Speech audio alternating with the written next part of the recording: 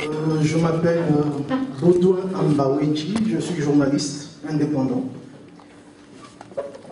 Je n'ai pas de questions comme telle, mais je voudrais introduire un peu ce qui va suivre. Monsieur Michel, moi je suis un observateur des relations belgo-congolaises et je me rends compte qu'il y a un vrai contentieux, je dirais, psychologique entre la communauté congolaise de Belgique et le mouvement réformateur. Pourquoi ce contentieux? D'abord, il faut savoir une chose, c'est que depuis la nuit des temps, les Zaïrois, aujourd'hui redevenus congolais, ont toujours été contre le gouvernement de leur pays. Simplement parce qu'ils ont goûté à la liberté d'expression, la liberté d'aller et venir, pas de tracasseries administratives.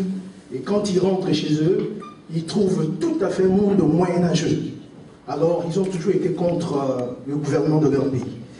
Ce qui fait qu'à partir de 1990, lorsque le processus de démocratisation a été enclenché au Zaïre, la Belgique était considérée comme un pays avant-gardiste, du fait qu'il y avait la presse flamande, la presse francophone, qui exigeait le respect des droits de l'homme, la démocratie, etc., etc.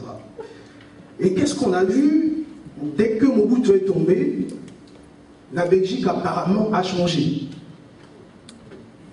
La Belgique s'est adaptée à l'ordre nouveau, alors que le changement n'a pas eu lieu pour les Congolais. La dictature continue, mais avec d'autres hommes.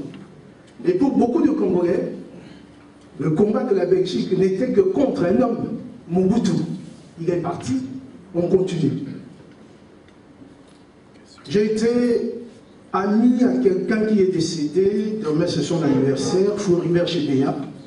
Il est venu ici au mois de mars 2010, son dernier voyage. Il m'a dit, j'ai circulé partout, toutes les portes sont fermées. On me dit que les droits de l'homme ne sont plus à l'ordre du jour. Aujourd'hui, c'est la stabilisation du Congo qui est à l'ordre du jour, alors que le problème de droits de l'homme continue à se poser. Il n'y a pas de démocratie, il n'y a pas de respect des droits de l'homme. Il est rentré la mort dans l'âme. 3 mois après, il a été lui-même victime de ce qu'on peut appeler une exécution extrajudiciaire.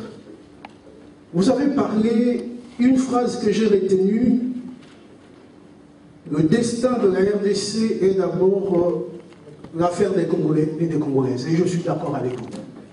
En 1999, effectivement, ne prenez pas ça de mauvaise part, je vais citer votre père.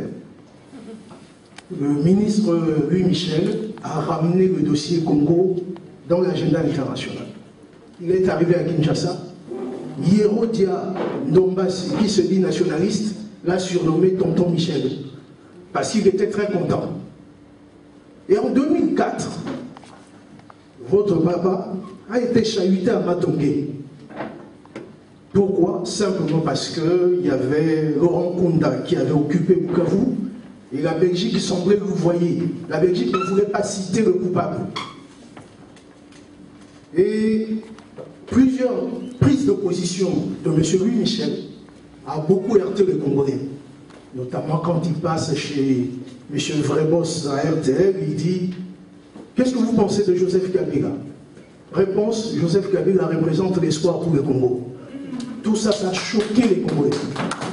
Voilà un peu, je voulais introduire cela pour vous dire qu'il y a un vrai contentieux entre les MR et la communauté congolaise. Voilà, je vous remercie. Il y a quelques réactions chez moi. D'abord, Baudouin, le premier intervenant qui est journaliste, je pense que le résumé qui a été fait est un résumé parfait. Il y a un mot qui a été utilisé, que je vais prendre avec le sourire, mais tout de même pas totalement avec le sourire, c'est l'idée qu'il y a un contentieux psychologique. Et c'est ce qui a été dit probablement aussi, avec d'autres mots, par le dernier intervenant. Alors j'ai envie de vous dire que cette réunion, avec franchise, mais aussi, je vous le demande, cher ami, avec le respect pour le libre arbitre de chacun. Et le libre arbitre de chacun, c'est éviter aussi des propos ou des arguments qui, objectivement, ne collent pas à la réalité. Et je vais revenir sur le terrain de l'immigration. Je pense que vous avez dit quelque chose d'important, Baudouin, en disant, et en reprenant le propos, le destin des Congolaises et des Congolais, il est d'abord entre les mains des Congolaises et des Congolais. Madame, peut-être un peu plus, c'est vrai, des Congolaises que des Congolais. Messieurs, ne m'en veuillez pas. J'y reviendrai aussi. Alors, qu'est-ce que ça veut dire ça? Ça veut dire qu'il y a là un pays qui est un pays souverain, c'est un élément fondamental. Quand on parle des relations particulières liées à l'histoire de la colonisation, mais on sent bien, et je l'ai ressenti pendant 3 ans que je faisais la coopération au développement, qu'en permanence affleure dans les relations entre la RDC et le Congo cet élément psychologique, cet élément sensible, cet élément délicat lié à cette histoire commune. Et moi je demande effectivement que l'on puisse, tout en étant lucide sur cette histoire commune, le plus lucide possible, que l'on puisse regarder l'avenir des relations entre les deux peuples, entre les deux pays, sur le terrain du partenariat. Et moi j'aime bien ce concept de partenariat, parce que le partenariat c'est l'idée qu'il y a 2 partenaires sur un pied d'égalité qui regardent quels sont leurs intérêts conjoints, quels sont leurs points de convergence pour faire en sorte que les 2 partenaires aient une valeur ajoutée dans les relations, dans la durée, dans la stabilité, dans la sécurité. C'est ce que j'ai tenté de faire avec la coopération au développement. Et je me plais à le mettre en évidence tout de même, je ne l'ai pas fait spontanément, mais puisque la question a été posée sur le terrain de la corruption, je vais pouvoir y réagir. Je suis assez fier, je veux le dire ici, d'avoir été le premier membre d'un gouvernement en Europe qui a décidé, dans les relations de coopération au développement avec un pays africain, c'était la RDC en l'occurrence, de déterminer une tranche pour le partenariat entre la Belgique et la RDC de 100 millions d'euros, une tranche directement liée aux résultats qui doivent être engrangés par le gouvernement du Congo sur le terrain de l'organisation des élections et sur le terrain du respect pour plus de gouvernance. En d'autres termes, pour avoir des résultats tangibles dans la lutte contre la corruption, parce que vous avez raison, s'il y a la corruption, c'est qu'il y a des corrupteurs, et ce sont les corrupteurs qui doivent être sanctionnés, pénalisés, punis, sanctionnés. C'est ça aussi le rôle du débat démocratique, et c'est ça aussi le rôle d'une élection à un moment donné, d'où l'importance que l'élection se passe dans de bonnes conditions. Et enfin, 3e élément, parlons-en, venons-y directement. Louis Michel. Alors, moi je ne suis pas l'avocat de Louis Michel ici, je le connais bien, vous le savez, et j'assume un certain nombre de choses. Et je vous parlais avec une grande franchise par rapport à cela. Je crois fondamentalement, et je suis fier de lui par rapport à cela, je crois fondamentalement que s'il n'y avait pas eu Louis Michel avec Guy Verhofstadt, on ne serait peut-être pas là aujourd'hui, parce qu'effectivement, probablement, on n'aurait pas réussi à mettre le Congo sur la carte internationale. On n'a pas réussi à faire en sorte qu'à la Banque mondiale, au FMI, qu'au sein de l'Union européenne, on se tracasse de la situation en RDC. Parce que vous avez raison, hein, après Mobutu, qu'est-ce qui s'est passé? On s'est dit c'est un dictateur qui remplace un autre, on continue les relations gentilles, plus ou moins éloignées, Belgique-RDC, sans plus, avec une gigantesque hypocrisie. Et peut-être un des premiers des dernières décennies, parmi les responsables politiques belges, qui a dit « Nous avons, nous, une responsabilité au Congo liée à notre histoire, et nous avons, nous aussi, nous les Belges, à regarder quelle est notre responsabilité au Congo, y compris pour les sujets sensibles pour les citoyens belges », ça a été Louis Michel qui a remis le dossier et qui a permis que l'on mobilise des ressources très importante financièrement, très importante financièrement, pour accompagner un processus électoral et pour en faire en sorte que l'on redémarre une relation de coopération au développement en Belgique, mais également sur le terrain européen.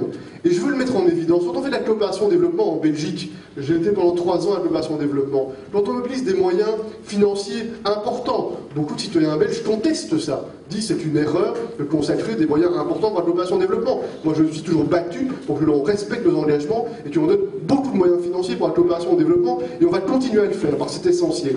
Ce sont des moyens qui ne vont pas dans de l'aide budgétaire, hein. Ce sont des moyens qui ne vont pas dans les départements ministériels ou à la présidence de la République. Ces moyens, ils vont où? Ils vont dans des projets de construction d'hôpitaux, de centres de santé, de soutien des ASBL pour les femmes dans les RDC qui luttent pour réhabiliter les victimes de ces violences absolument extraordinaires et dramatiques faites aux femmes en est de la RDC dans ce conflit de guerre que l'on connaît.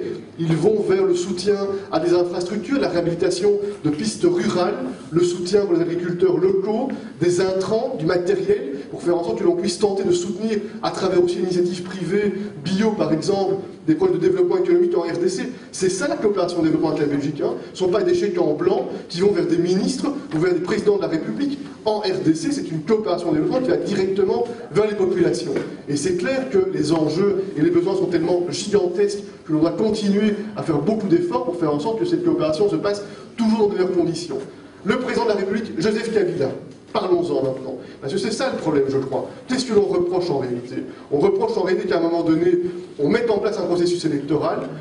Un formidable espoir s'ouvre pour le peuple de la RDC de vous représenter, mais un formidable espoir s'ouvre aussi pour des leaders étrangers, pour des Belges, pour des Européens, pour des Américains qui se disent on a fait le miracle, on a réussi à mettre en place un processus qui était considéré comme totalement impossible pour des raisons logistiques, pour des raisons matérielles. Cette élection a eu lieu dans de bonnes conditions, une espérance s'est levée, et c'est vrai, moi je le dis très nettement, très clairement, qu'il y a eu une déception. Une déception dans le chef du MR, une déception dans le chef de Louis Michel, il le dira probablement à un moment donné, mais une déception très certainement dans le chef de Charles Michel, je parle pour moi, parce qu'effectivement pendant 3 ans, j'ai été régulièrement en RDC, j'ai eu régulièrement des dialogues politiques avec des responsables, avec le président, avec des ministres, etc. Et effectivement, le sentiment que les choses n'étaient pas prises dans le bon sens, dans la bonne direction, et on a chaque fois, dans la mesure des capacités diplomatiques de la Belgique, peser vers la Banque mondiale, vers le FMI, vers l'Union européenne. Si vous voulez, je peux vous parler très longtemps des contrats chinois. Si vous voulez qu'on parle des contrats chinois, je peux vous parler pendant très longtemps des contrats chinois et de la manière dont la Belgique a joué un rôle crucial à la Banque mondiale, peut-être pas de manière spectaculaire sur le plan médiatique. Chacun veut faire son mea culpa par rapport à ça. Peut-être aurait-on dû passer plus de temps à faire de la pédagogie, à expliquer quels étaient les engagements que l'on prenait. Les droits de l'homme, on a passé beaucoup de temps, beaucoup d'énergie pour effectivement considérer que c'était un enjeu crucial. Et effectivement, on ne peut pas tolérer, on ne peut pas accepter qu'il n'y ait pas un vrai engagement pour les libertés, un vrai engagement pour les droits de l'homme. Moi, je pense fondamentalement, je peux partager cette conviction avec vous, sur le terrain du développement, sur cet enjeu très important du développement de l'Afrique en général et de la RDC en particulier, que le développement est intimement lié au développement des libertés personnelles et publiques. C'est un prix Nobel d'économie libérale qui s'appelle Amartya Sen et qui a mis en évidence dans ses réflexions cette évidence-là. La connexion entre les libertés et le développement économique. Et je voudrais regarder Baudouin, qui est journaliste, en lui disant la liberté de la presse, par exemple. C'est un élément crucial, la liberté de la presse. Si vous regardez l'histoire du monde, il n'y a pas d'exemple de pays où il y a une famine si la presse est libre. Alors, on peut dire que ça n'a rien à voir. Quel est le lien entre la liberté de la presse et la famine? Tout simplement parce qu'on crée les conditions pour qu'il y ait des libertés, liberté de la presse, liberté politique, liberté personnelle, il y a une vertu préventive, il y a une dynamique, il y a une interaction dans les pouvoirs qui fait qu'effectivement, il y a une prise de responsabilité qui fait qu'il y ait un cercle vertueux qui peut se mettre en place. Et donc oui, l'enjeu des droits de l'homme, oui, l'enjeu des libertés, comme libéraux, c'est pas une surprise, est un enjeu tout à fait fondamental pour ce qui nous concerne, et on compte bien se battre par rapport à ça.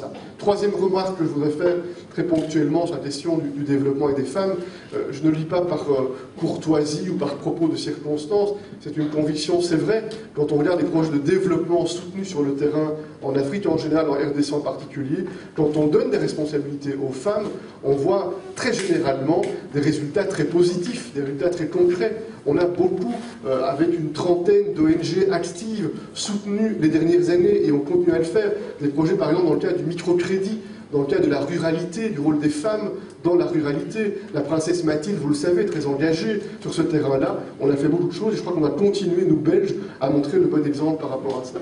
Et enfin, dernière remarque, monsieur, je vous regarde, j'ai déjà répondu en partie à l'interpellation thérapeutique que vous avez eu la gentillesse de nous adresser. Et je vais vous dire par rapport à cela qu'il y a tout de même un point où je ne peux pas vous suivre. Il y a vraiment un point où je ne peux pas vous suivre et je vous demande vraiment de prendre en compte le raisonnement. Parce que je vous demande que nous devons être justes avec la perception que légitimement vous pouvez avoir. Et je peux comprendre la perception que vous pouvez avoir au regard de la relation entre la Belgique et le président de la République en RDC, et j'ai été clair par rapport à cela, et je suis prêt à le répéter aussi longtemps qu'il le faudra, pour être bien entendu. Mais sur la question de l'immigration, par exemple, sur la question de la régularisation, sur la question du regroupement familial, la position du MR, elle est ancrée dans l'histoire, elle est claire et elle est nette. Qui a fait la plus grande régularisation pour les personnes qui étaient en séjour illégal sur le territoire depuis que notre pays, la Belgique, existe. Qui a fait la plus grande opération de régularisation? Antoine Duquesne, ministre libéral de l'Intérieur, lorsque Louis Michel était vice-premier ministre et Guy Verhofstadt était Premier ministre. C'était la grande opération de régularisation pour effectivement donner la perspective à des personnes qui en fait étaient sur notre territoire, mais qui n'étaient pas sur notre territoire en situation de séjour légal, de pouvoir, sur base d'une procédure qui a été engagée, qui a été lourde, difficile, contestée, combattue, de pouvoir être en situation d'être dans la légalité et donc de pouvoir réellement ensuite accéder à du logement, accéder au travail, etc. Sur le terrain maintenant de ce que vous évoquiez, lié probablement à l'actualité politique plus récente, le regroupement familial par exemple, ou les questions de politique migratoire. Quels sont les enjeux? L'enjeu par rapport à ça, c'est d'être nuancé et pas de se situer dans le champ du simplisme ou de la caricature. D'abord, la première remarque que je veux faire, vous le savez, on est en Europe. Il y a Schengen, des frontières ouvertes. Et donc fondamentalement, cette difficulté des débats nationaux, en Belgique, en France, en Allemagne, elle est d'abord liée à l'incapacité jusqu'à aujourd'hui de l'Union européenne d'appréhender la question des migrations dans un cadre européen. Ce qui est pourtant la bonne réponse et la juste réponse. S'il y a bien un parti politique qui se mobilise pour donner plus de poids politique à l'Europe pour ces enjeux-là, ce sont les libéraux. Depuis des années, vous le savez bien, mon père Louis Michel était commissaire européen, on s'est beaucoup battu, on va continuer à le faire, pour qu'il y ait cette capacité sur le plan européen d'appréhender cette question très fondamentale des flux migratoires, comment organiser ce qui a toujours existé et ce qui existera toujours dans le monde. C'est la volonté, le désir, l'envie, l'initiative, la liberté d'une femme, d'un homme à un moment donné de se lever, de regarder son environnement, de dire moi je veux mieux que ça, et par conséquent je vais conquérir, je vais m'expatrier pour faire en sorte de donner un autre sens, une autre tournure à mon existence, pour moi et pour celles et ceux que j'aime. C'est fondamentalement une idée qui est empreinte de liberté, qui est empreinte de libéralisme. Mais évidemment, moi je ne veux pas dans le simple, je ne veux pas dans la caricature, on ne peut pas envisager de manière simple cette question-là. Il faut des règles, il faut des procédures, il faut des procédures plus simples. Aujourd'hui, les procédures sont beaucoup trop compliquées, elles sont des nids à contentieux, des nids à difficultés.